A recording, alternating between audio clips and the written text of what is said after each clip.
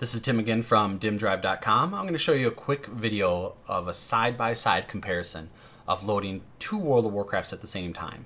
The left game is going to load World of Warcraft from a Seagate 4 terabyte mechanical drive, which is actually a pretty fast drive. And the right game is going to load a World of Warcraft from Dimmdrive, the Dimmdrive gaming RAM drive. And what we're going to do is we're just going to kind of get a feel for the little bit of a the difference you get when you load off of a normal drive and off of the RAM drive. And we're going to log into the actual game, and we're going to take a couple steps in the game. We're kind of going to get a feel for what the difference is like. Now, we're not going to run around the game. We're not going to kill a whole bunch of things. We're not going to do all these things that would require even more system resources, from which Dimmdrive would excel even more. But we're going to do a little bit of a basic demo here. So we're going to hit start all games. It's going to load two games at the same time. The left is our mechanical drive. The right is the Seagate hard drive. So let's just hit start all games real quick here. So it's logging in the Seagate drive right now. Taking a little bit to load the mechanical one there, and Dimmdrive loaded up right away. All right, so we're going to type in our super secret password, and let me just hit enter. Now looks like Dimmdrive is loading up a little bit faster. All right, so what we're going to do is we're going to hit enter, and then we're going to wait. We're going to look at which game loads all the stuff. And I just parked my guys in the middle of the auction house, so you know they're all right next to each other. Everything should be equivocal, side-by-side comparison. Should be a very true demo here. So I'm going to hit enter, and again, the left game is the mechanical drive. The right game is Dimmdrive. So here we go. So looks like they're both loading here. And oh, looks like the Dimmdrive bar zoomed ahead a lot quicker. The Seagate one caught up, but the Dimmdrive is now in the game. Seagate one is loading. The Seagate one is still loading the auction guys in the game. And let's just spin around. Oh wow, look at that. Spinning around. Dimmdrive's nice and smooth. The Seagate drive is really choppy. I wish I could get a good FPS of this. Look at that difference. Look at Dimmdrive here. 107 frames per second. Look at that difference, guys. 28 frames per second. Dimmdrive, 105 frames per second. So both my guys are just spinning in a circle. Everything's relatively the same. They both have Xpearl. Whether they're configured or not, I guess isn't too big of a deal. But again, left side Seagate hard drive, and just look at how it's choppy. Now, people will say, well, why exactly do I care that my games load fast? I mean, that I have a faster hard drive for my games. I mean, some people will say, well, it's only the amount of time that it takes for your game to initially load. But that's actually not correct. Imagine for a moment here, and I'm going to bust out some of my MS Paint skills. So I'm going to tell you why it's important.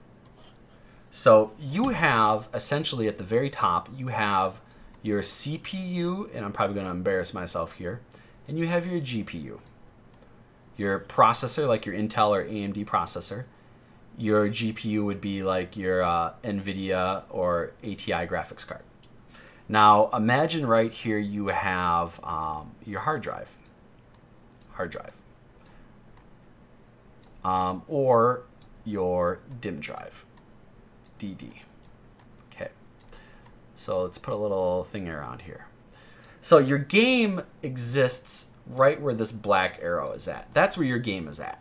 Now, when you're playing the game, what ends up happening is you have data in the game that is sent to your CPU, obviously, to process whatever is going on, and then you have data that is sent to your GPU. Now, in addition to data being sent to your GPU and your CPU both, to the side of that, you have RAM. Okay, so we're going to call this an R, RAM. Your GPU on the side of it also has RAM.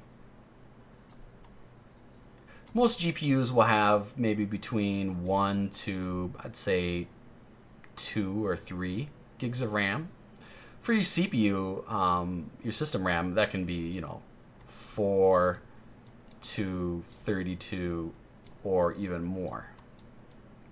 Now, the issue that we have here is when you first log into the game, obviously lots of data is coming from your hard drive to your CPU and also going to your GPU, right? That's obvious. But now imagine in the game your more people are running on the screen. You see all these people running on the screen? Or imagine you're in the game and you're loading a new zone. Or imagine you're in the game and you have lots of explosions. Well, here's what we have to think about. Let's say this is the game.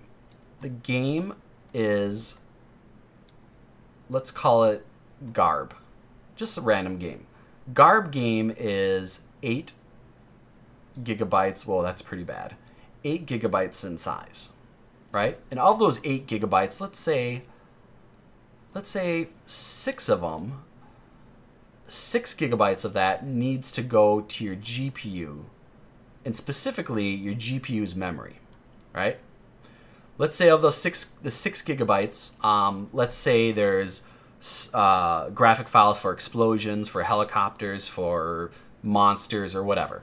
But your GPU only has 1 to 2 gigabytes of memory. See right here? So what's going to happen is data is going to go from the Garb game into your GPU. It's going to make use of the graphic files that it has now, but when it needs to load additional levels or additional zones or additional like effects, it's going to cause more and more data I/O to come out of your hard drive essentially and go back in and populate your GPU's memory. And more data. And your GPU's memory is for rendered pages, rendered frames, essentially the same thing. It's for objects. It's for all sorts of things. So it's not necessarily just for graphic files that are basically residing on your hard drives. It's for paging and for interlacing frames. If you have SLI, then frames get arranged in your GPU's RAM, as far as I know. But anyway, so the importance of your hard drive is significant because you're going to be able to fulfill requests to your CPU and your GPU really fast as you're loading the game.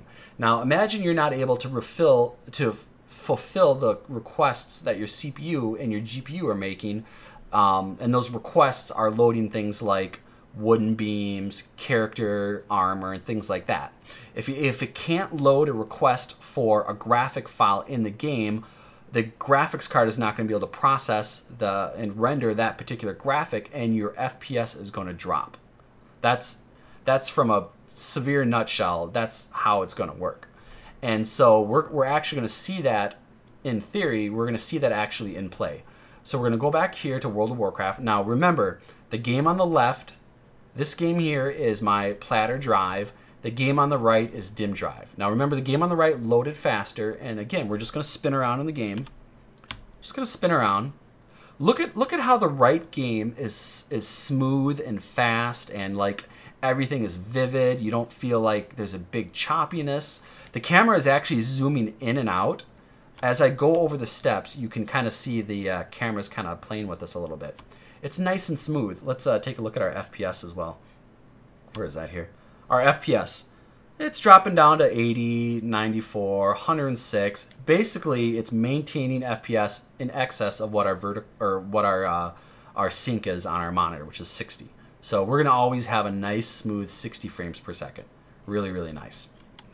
Now let's go over to our other game here. Standing still. Wait, hold on. Standing still. We saw about 60 or so. Spinning around 30. Look at that. Look at the FPS. Look at the FPS over here. Where is it again here? 95. So just look at the difference between these two games.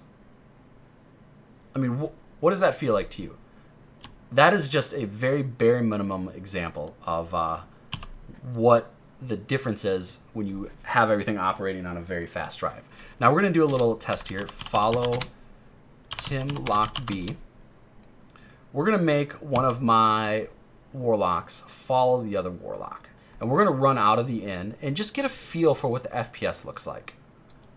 Just get a feel for what it's like between the right game, which is nice and fast, and the left game, which is slow. Like, look at how the left game chops. It looks like the guy stands still for a moment, doesn't it?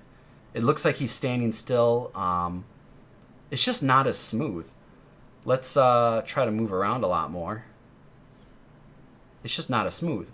Let's mount up for a moment here. Hit my little mount key. Wait, I hit the wrong key. Shift forward? Yeah, there we go. Okay, let's move forward. So now we're running around even faster. So now I would think we're putting more resources or taxing our system even more, which we are. So let's just go like this a little bit. Yeah, you can definitely tell the left game feels a lot choppier. The right game feels a lot smoother. Now let's go back into the auction hall. And let's just spin around a whole bunch. So again, this is just World of Warcraft. This isn't, this isn't Skyrim or anything remotely close to it. But what World of Warcraft does have is, while the texture detail is not very significant compared to Skyrim, World of Warcraft is vast in the amount of textures and it's vast in the amount of artwork that it has. So there, that's a side-by-side comparison. And I'm trying to do more and more of these for different games.